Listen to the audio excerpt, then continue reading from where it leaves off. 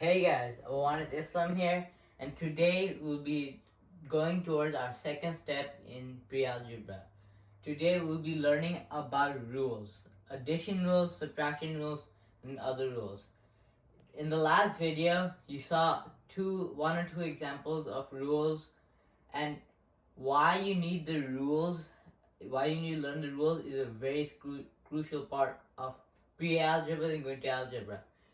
Most of the things will have all of these rules in it, and if you don't have a very strong foundation, you'll make a lot of silly mistakes which will cost you a lot of points, marks, anything, how your school standard goes by, or if you're just learning.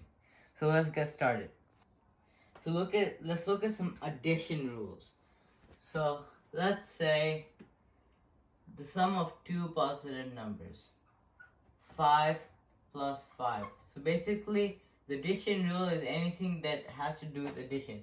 So this is two positive numbers, 5 plus 5, 10.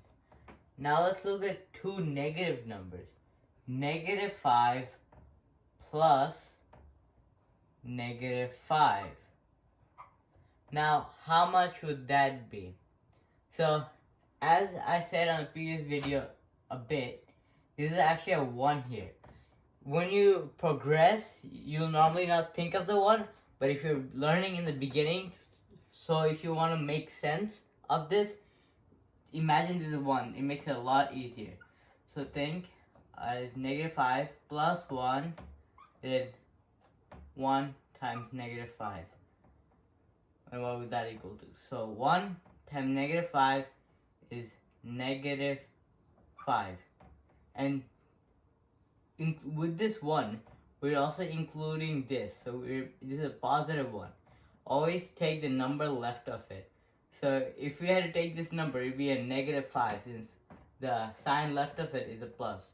So it's a negative. So if there was a number here, plus 5, if it's in the beginning, it doesn't have to have a sign, since that would look weird.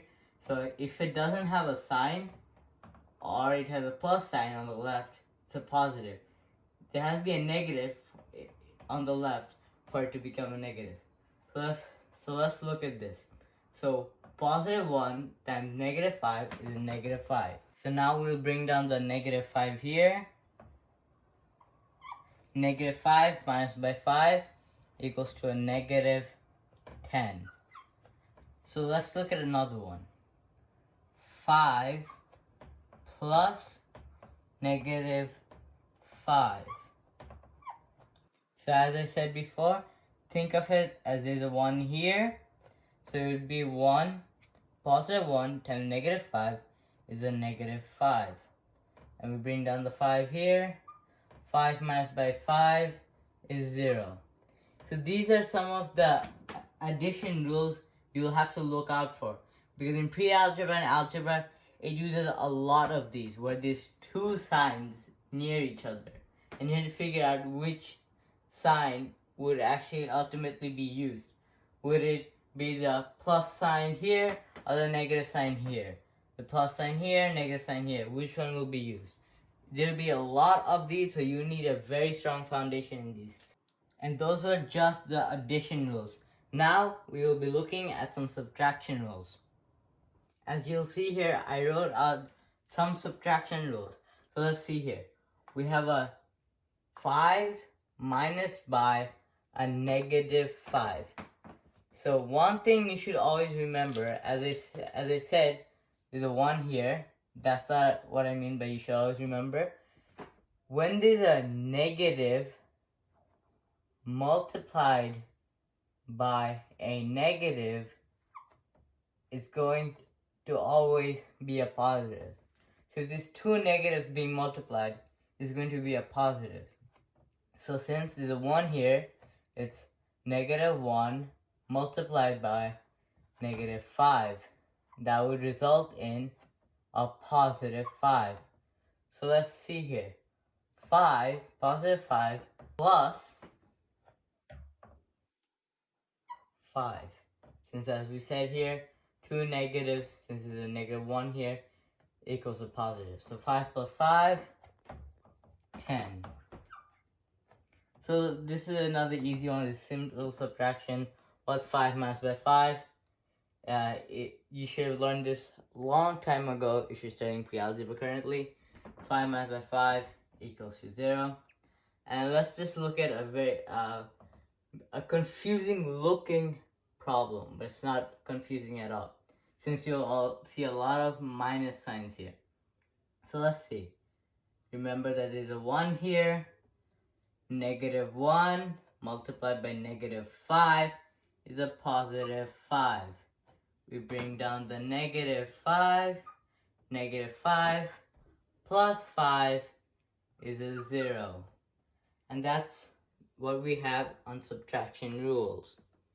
Those are the 2 rules that I'll be showing you here today, and make sure to practice yourself with making problems yourselves. But at the end of the video, I will give you guys some 2, 3 few problems to work with, and make sure if your foundation isn't solid here, the rest of your learning for pre-algebra and algebra will not go well. Everything includes these 2 rules, and then it will get complex furthermore, but you need this base structure.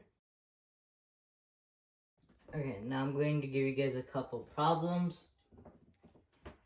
14 minus by 6, what would that equal to? 14 minus by negative 6. Let's do negative 3 minus by 5. And let's do negative 3 minus by negative 5. Now let's do some addition ones. Let's do 15 plus negative 8. And what else is it? Let's do 5 plus 3. Now I want you guys to all try these out, and in the beginning, if you want, you can even show steps like how I did in the beginning. You can bring a 1 here, do it separately, like negative 1 multiplied by negative 6, and then find the answer, and you guys don't have to do it straight away. But as you'll progress, you won't have to think of the number 1. You'll just see these 2 negatives and you'll know it will end up being a positive. And before we leave, I just want to give a fact, just a little thing that I had noted a long time ago. I think it's important, but it'll be fun to know. Let's do it. Negative 3 squared. How much would that be? How much would that equal to? It would equal to negative 9. Let's do this. How much would this equal to? It would equal to 9. If you found this confusing, it doesn't matter. It's not part of our topic today. When we'll come across it, I'll give a better explanation. I just did this since I just had this noted down. Thought it might be something fun to know. So I just want to thank you all for watching.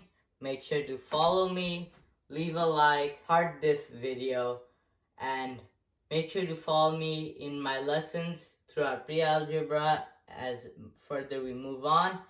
And I just want you guys to follow me if you guys found this entertaining in any sort of way, found this useful, helpful.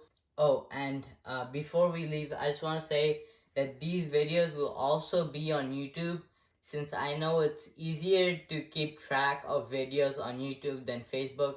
I didn't use Facebook much, but it seems like there's a lot of scrolling and it's harder to find videos, whereas in YouTube, you can make playlists and all sorts of stuff like that.